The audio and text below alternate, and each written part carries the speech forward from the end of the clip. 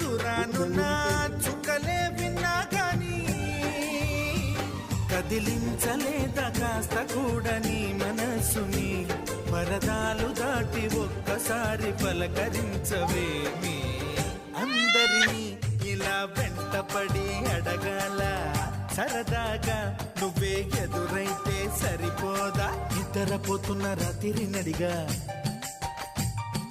గుడికి చేరిన గువ్వల నడిగా